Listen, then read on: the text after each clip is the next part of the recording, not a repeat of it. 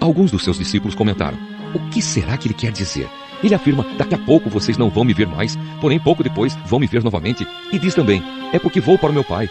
O que quer dizer pouco depois? Não entendemos o que isso quer dizer. Jesus, sabendo que eles queriam lhe fazer perguntas, disse: eu afirmei que daqui a pouco vocês não vão me ver mais e que pouco depois vão me ver novamente. Por acaso não é a respeito disso que vocês estão fazendo perguntas uns aos outros? Pois eu afirmo a vocês que isso é verdade. Vocês vão chorar e ficar tristes, mas as pessoas do mundo ficarão alegres. Vocês ficarão tristes, mas essa tristeza virará alegria. Quando uma mulher está para dar à luz, ela fica triste porque chegou a sua hora de sofrer. Mas depois que a criança nasce, a mulher fica tão alegre que nem lembra mais do seu sofrimento.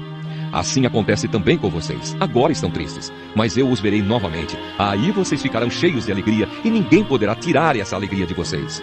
Quando chegar aquele dia, vocês não me pedirão nada. E eu afirmo a vocês que isto é verdade. Se vocês pedirem ao Pai alguma coisa em meu nome, Ele lhes dará. Até agora vocês não pediram nada em meu nome. Peçam e receberão, para que a alegria de vocês seja completa. Vencendo o mundo.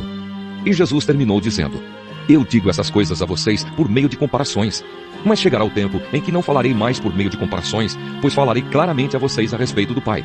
Naquele dia vocês pedirão coisas em meu nome, e eu digo que não precisarei pedir ao Pai em favor de vocês, pois o próprio Pai os ama. Ele os ama porque vocês, de fato, me amam e creem que vim de Deus. Eu vim do Pai e entrei no mundo, e agora deixo o mundo e vou para o Pai. Então os seus discípulos disseram: agora sim, o Senhor está falando claramente e não por meio de comparações. Sabemos agora que o Senhor conhece tudo e não precisa que ninguém lhe faça perguntas. Por isso nós cremos que o Senhor veio de Deus. E Jesus respondeu: então agora vocês creem? Pois chegou a hora de vocês serem espalhados, cada um para a sua casa, e assim vão me deixar sozinho. Mas eu não estou só, pois o Pai está comigo. Eu digo isso para que, por estarem unidos comigo, vocês tenham paz. No mundo vocês vão sofrer, mas tenham coragem. Eu venci o mundo.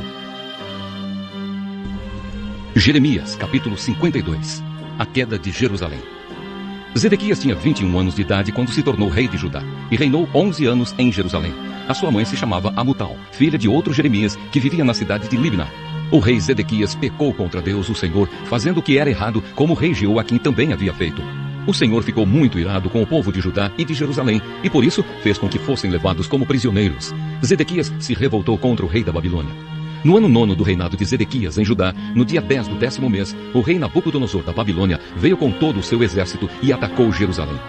Eles acamparam fora da cidade e construíram torres em volta para cercá-la. A cidade ficou cercada até o ano 11 do reinado de Zedequias. No dia 9 do 4º mês daquele mesmo ano, a fome apertou na cidade. O povo não tinha nada para comer. Quando os babilônios abriram brechas nas muralhas, todos os soldados judeus tentaram fugir durante a noite, embora a cidade estivesse cercada. Foram pelo caminho do Jardim Real, atravessaram o portão que liga as duas muralhas e fugiram na direção do Vale do Jordão. Mas o exército dos babilônios perseguiu o rei Zedequias e o prendeu na planície de Jericó.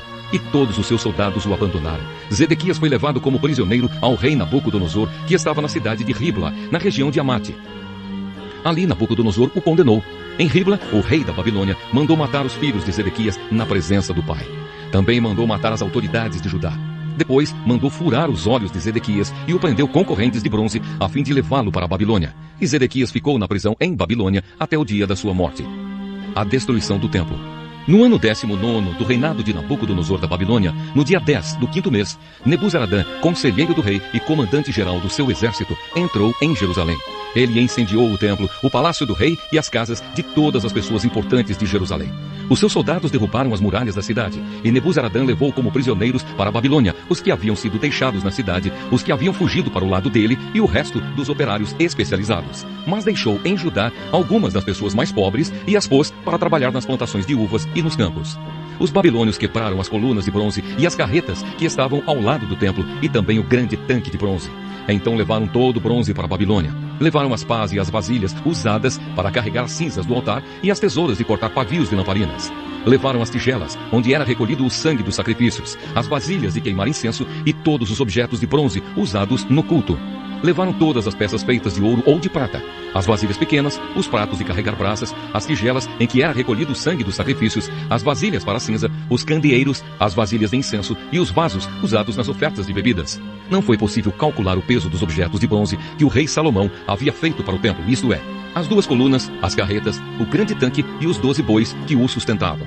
As duas colunas eram iguais. Cada uma tinha 8 metros de altura por 5 metros e 35 centímetros de circunferência. Eram ocas e a grossura do metal era de 10 centímetros. No alto de cada coluna havia um remate de bronze que media 2 metros e 20 de altura.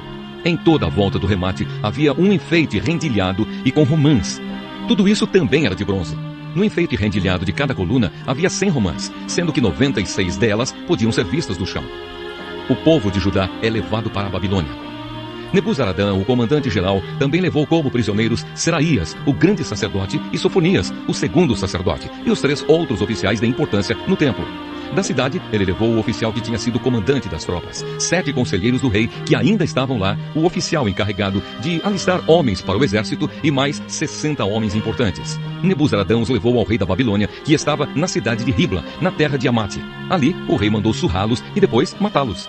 Assim o povo de Judá foi levado como prisioneiro para fora da sua terra. Este é o número de prisioneiros que Nabucodonosor levou. No 7º ano do seu reinado, levou 3.023. No 18º ano, 832, de Jerusalém. No 23º ano, Nebuzaradã levou 745. Ao todo, foram levadas 4.600 pessoas. No ano em que se tornou rei da Babilônia, Evil-Merodach foi bondoso com o rei Joaquim de Judá e o libertou da prisão. Isso aconteceu 37 anos, 11 meses e 25 dias depois que Joaquim havia sido levado como prisioneiro.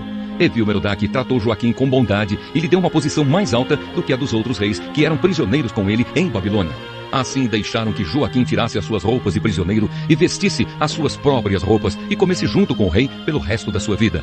E todos os dias, enquanto viveu, recebeu do rei uma pensão para o seu sustento.